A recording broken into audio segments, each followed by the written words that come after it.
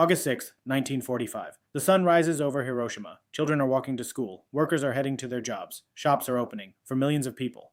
It feels like an ordinary morning, but high above the city, a single American B-29 bomber is flying silently through the sky at exactly 8:15 in the morning. Everything changes. A blinding flash lights up the city. For a fraction of a second, it becomes brighter than the sun. Then, an explosion unlike anything the world has ever seen. Buildings collapse. Windows shatter for miles. A massive firestorm begins swallowing everything in its path. Within seconds, an entire city disappears. Among the survivors is a 29-year-old engineer named Tsutomu Yamaguchi. He had traveled to Hiroshima for work only a few days earlier. On the morning of August 6th, he was preparing to return home. Then the bomb exploded. The blast threw him into the air. His body was badly burned. His eardrums were damaged. He could barely see. Yet somehow, against all odds, he survived. Most people would have stayed where they were, but Tsutomu had only one thought. He needed to go home. The next morning, despite his injuries, he boarded a train. Imagine that. A man who had just survived the world's first atomic bombing was traveling back to his family, his destination, Nagasaki, on August 9th, still covered in bandages, still suffering from burns. He reported to work. His colleagues listened in disbelief as he tried to describe what had happened in Hiroshima. He told them a single bomb had destroyed an entire city. Some thought he was exaggerating. Some couldn't believe such a weapon could exist. Then,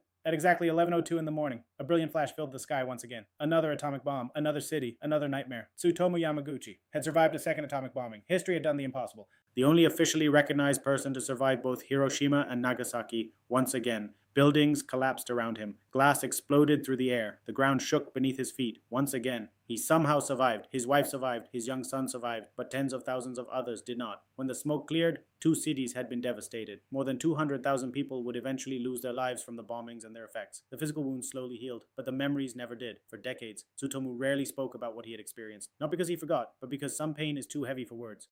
Later in life, he decided to tell his story. Not to become famous, not to seek sympathy, but to remind the world of what nuclear weapons are truly capable of.